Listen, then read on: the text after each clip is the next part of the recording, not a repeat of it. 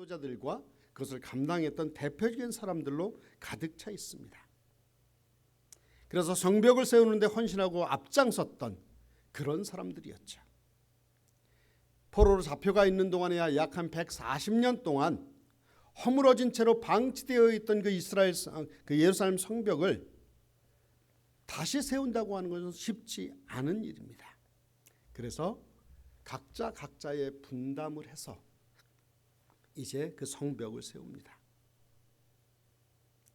그래서 이스라엘 백성들은 이 75명의 일꾼 그 지도자들을 중심으로 한결같이 일어나 성벽을 건축하자.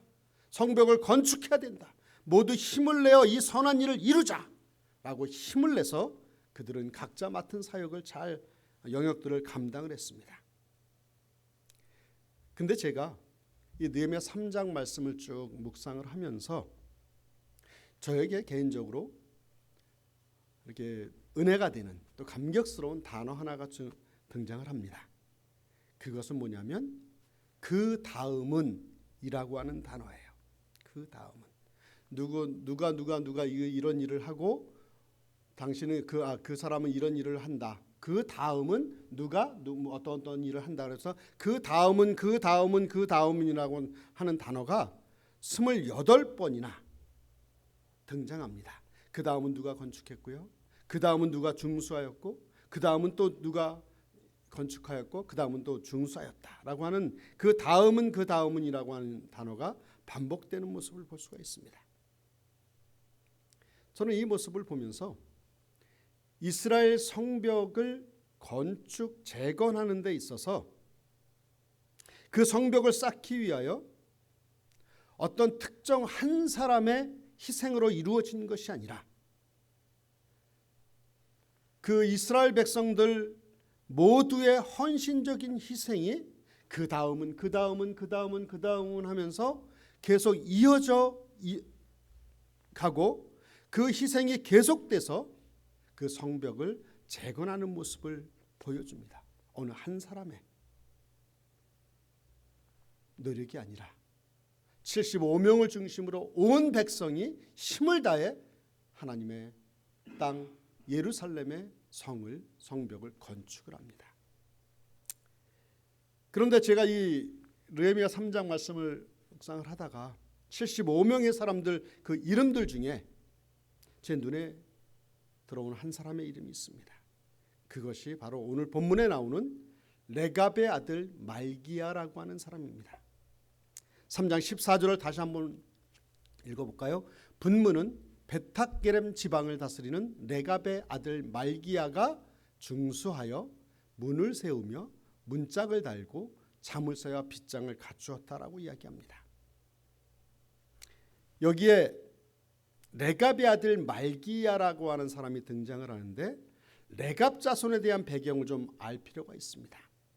이 레갑 자손에 관하여는 사실 저 예레미야 35장으로 넘어가면 이 사람들에 대해서 자세하게 이야기하고 있는데 간단하게 설명을 하면 레갑 자손은 이런 자손이었습니다.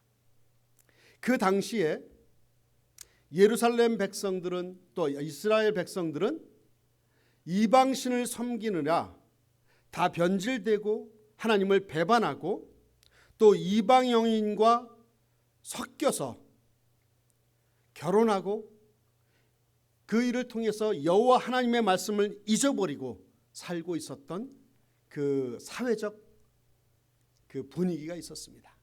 그리고 이스라엘 백성들의 많은 사람들이 그렇게 여호와를 떠나고 이방신을 섬기고 이방 여인과 결혼하며 이제 혼혈이 되는 그런 사회적 분위기가 있었습니다.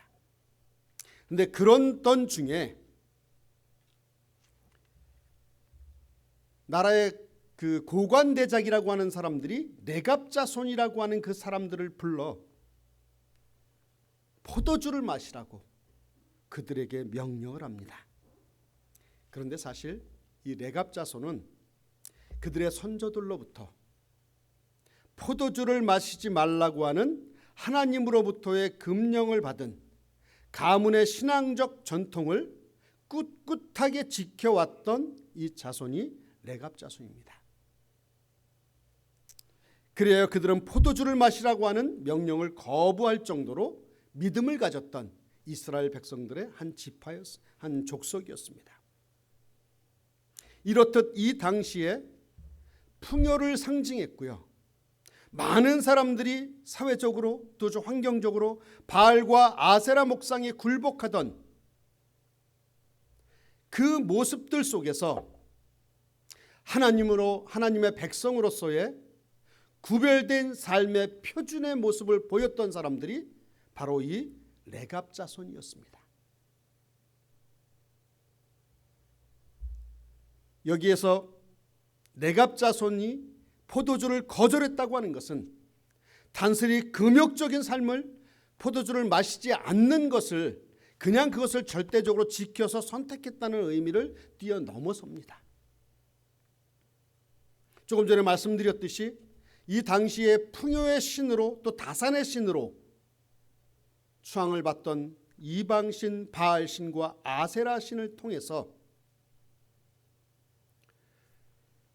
포도농사가 잘 되면 그 바알신을 통해서 태양신이었던 바알신을 통해서 포도농사가 잘 됐다라고 그렇게 자찬하는 그렇게 이방신을 섬겼던 그 시기가 이 시기였습니다.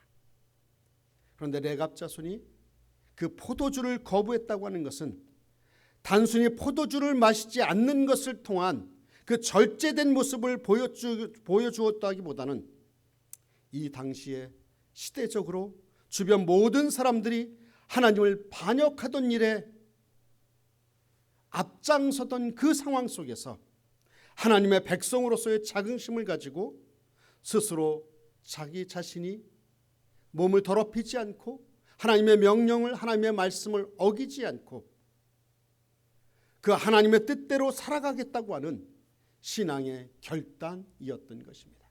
그 자손이 레갑 자손이라고 하는 거예요. 거기에는 하나님을 향한 절대적인 순종과 하나님을 향한 절대적인 희생이 담겨져 있던 것이죠. 그런데 오늘 말씀에 보니까 이런 배경을 가졌던 사람이 오늘 본문에 나오는 레갑 족속의 레갑 자손의 아들 말기야였던 것입니다. 오늘 본문에 제일 먼저 나오는 그 단어가 무엇이냐면 분문이라고 하는 것이 나옵니다. 분문이 무엇이었을까요? 분문. 예루살렘을 쭉 둘러서 성벽을 짓잖아요. 그런 그 성벽을 드나들 수 있는 문을 만들어야 될 거 아닙니까? 그 성벽을 드나들기 위한 10개의 문이 있었습니다. 그 중에 몇 개를 소개한다면 양의 문, 양문 들어보셨죠? 양문은 희생제단에 바치는 양들을 끌고 들어오는 문이었고요.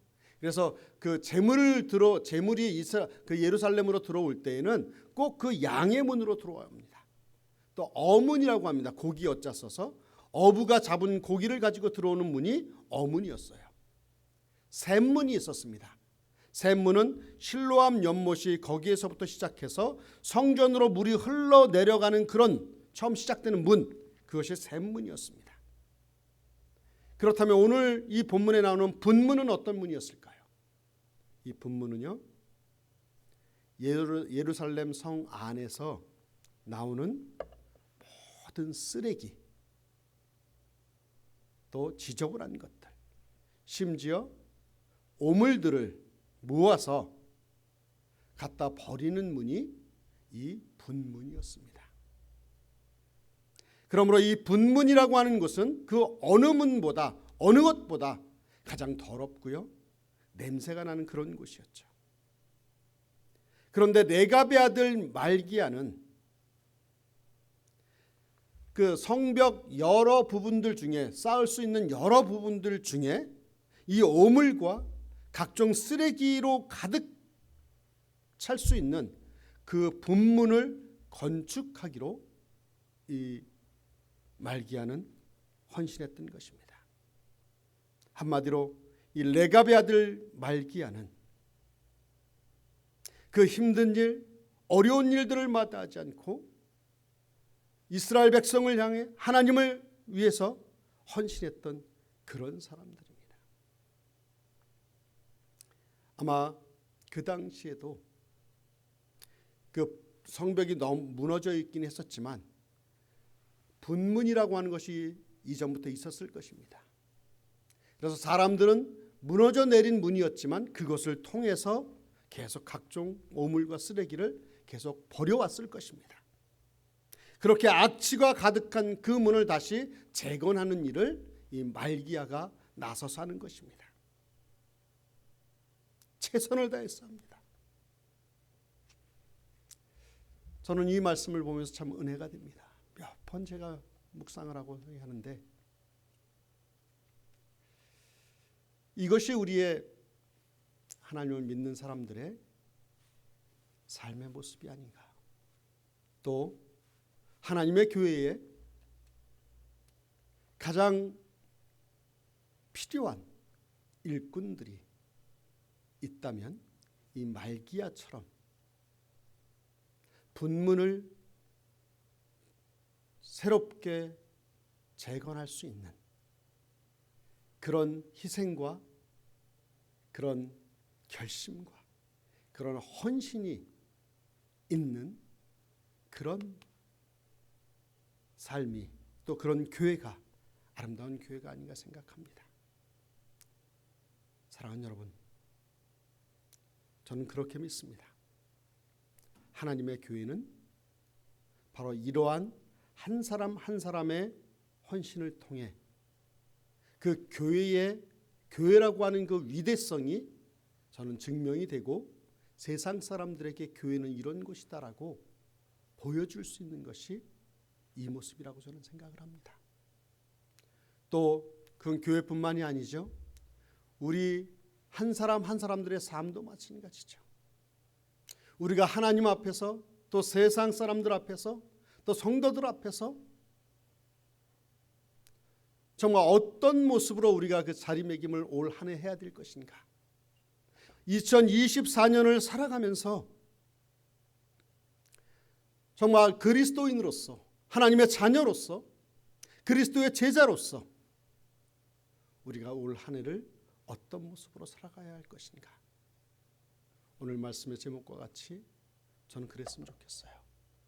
우리 2024년을 이 말기야처럼 사람들이 싫어하고 또 사람들이 선호하지 않고 또 후미진 곳, 어두운 곳, 냄새나는 곳, 오물이 여기저기 묻어있는 그곳, 그것을 이 말기야처럼 기꺼이 순종하고 그 성벽을 세워나갈 때 하나님께서는 저와 여러분들을 올 한 해 참으로 귀한 하나님의 사람으로 세우고 또 이끌어 가실 줄 믿습니다. 우리 한 사람 한 사람이 하나님의 나라를 위해서 하나님의 교회를 위해서 또 우리에게 맡겨진 삶을 위해 2024년을 말기야처럼 그렇게 살아갈 수 있는 저와 여러분들 되시기를 주의 이름으로 축원합니다.